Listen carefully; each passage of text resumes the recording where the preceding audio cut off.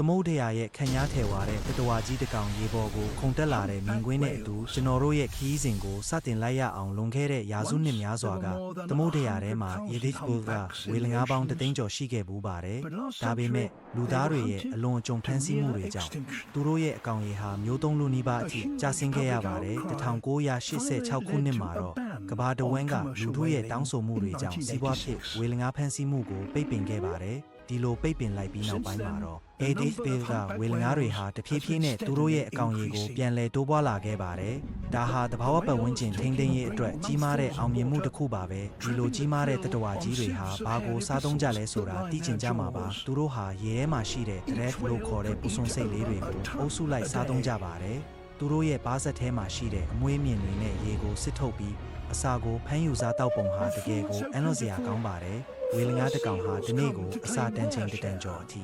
စားသုံးနိုင်စွမ်းရှိပါတယ်အစာပေါများတဲ့နေရာတွေ